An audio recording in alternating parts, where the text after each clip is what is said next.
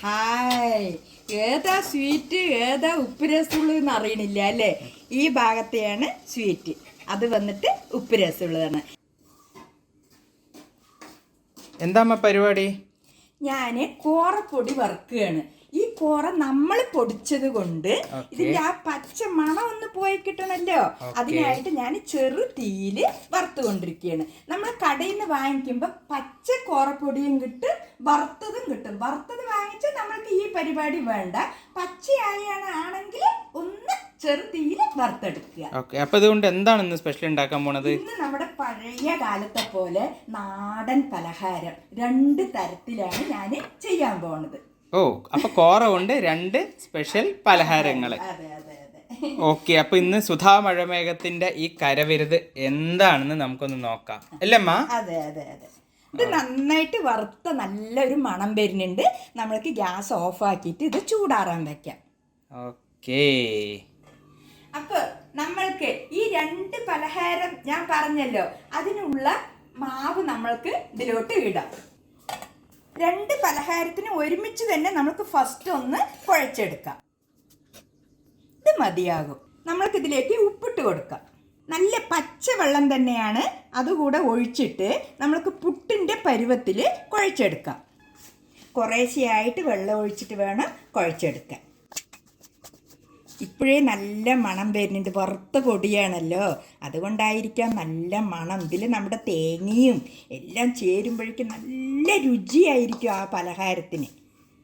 അപ്പം നമ്മുടെ കോറപ്പൊടി പുട്ടിൻ്റെ പാകത്തിന് കുഴച്ചെടുത്തിട്ടുണ്ട്. ഇതാ കണ്ടില്ലേ, ഇങ്ങനെ പിടിച്ചാവും വേണം, ഉടയും വേണം. അപ്പം നമ്മൾക്ക് ഇതിലോട്ട് നാളികേരം ഇട്ട് കൊടുക്കാം. എന്നിട്ട് നന്നായിട്ട് മിക്സ് ചെയ്യുക. ഇനിയാണ് കേട്ടോ സുധാ മഴമേഘത്തിന്റെ ടെക്നിക്ക്. കണ്ടില്ലേ, 2 അതിർത്തി തിരിച്ചു. കാരണം 2 വെറൈറ്റി പലഹാരമാണല്ലോ ഇതിൽ നിന്ന് ഉണ്ടാക്കാൻ പോണത്.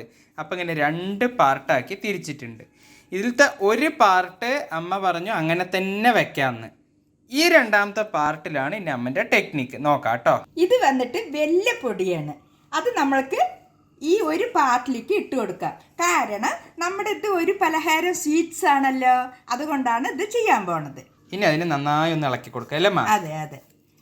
അപ്പോൾ നമ്മുടെ കോറപ്പൊടി, അതായത് പുട്ടുപൊടി പോലെ സെറ്റാക്കി വെച്ച 2 പാർട്ട് ഉണ്ടായിരുന്നു. കണ്ടില്ലേ, ഒരു പാർട്ടിൽ ആ നാളികേരം അങ്ങനെയുണ്ട്.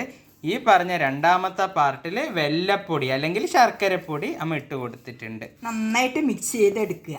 ഓക്കെ, ഇത് തൊടരുത് കേട്ടോ ഫ്രണ്ട്സ്, ഇത് അങ്ങനെ ഇരുന്നോട്ടെ. ഇത് മാത്രം മിക്സ് ചെയ്തെടുക്കുക.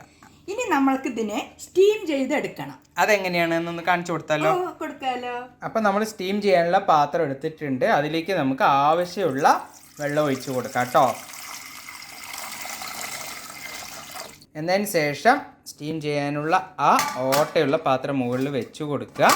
അതിലേക്ക് ഒരു കഷണം വാഴയിലയും വെച്ച് കൊടുക്കുക. ഇനിയാണ് സുധാ മഴമേഘത്തിൻ്റെ സിമ്പിൾ ടെക്നിക്ക്. 2 വെറൈറ്റി പലഹാരത്തിനുള്ള കൂട്ട് ഇവിടെ സെറ്റാണല്ലോ. ഒന്ന് സ്വീറ്റും ഒന്ന് ജസ്റ്റ് നാളികേരവും.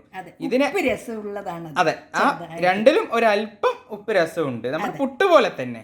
ഓക്കെ, ഇനി ബാക്കിയുള്ള കാര്യങ്ങൾ ചെയ്തോളൂ അമ്മ. അപ്പൊ നമുക്ക് ഇത് 2ഉം നല്ല ഉണ്ട പിടിച്ചെടുക്കാം കേട്ടോ. എടുക്കുന്ന ടെക്നിക്ക് നോക്കിക്കോളൂ. ഒരുപാട് പ്രസ് ചെയ്ത് കൊടുക്കാതെ ഇങ്ങനെ സിമ്പിളായിട്ട് കയ്യിൽ വെച്ചിട്ട് ഉടയ്ക്കാത്ത രീതിയിൽ ഒരു ഉണ്ടയാക്കി അതവിടെ ഇരുന്നോട്ടെ. ചെറുതായിട്ടൊന്ന് അമർത്തിയാൽ മതി.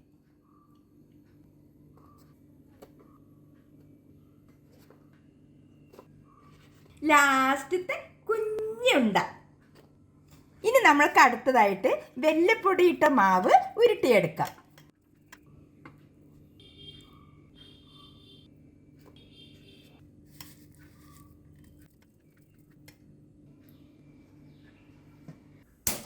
ഇനി നമ്മൾക്കിതിനെ ആവിയിൽ വേവിച്ചെടുക്കാം.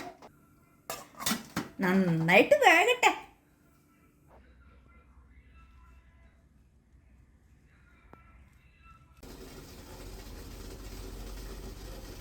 നന്നായിട്ട് ആവി വന്നിട്ടുണ്ട്. നമ്മൾക്കിതൊന്ന് തുറന്നു നോക്കാം. ഹായ്, ഏതാ സ്വീറ്റ് ഏതാ ഉപ്പ് രസമുള്ളതെന്ന് അറിയണില്ല അല്ലേ? ഈ ഭാഗത്തെയാണ് സ്വീറ്റ്, അത് വന്നിട്ട് ഉപ്പ് രസമുള്ളതാണ്.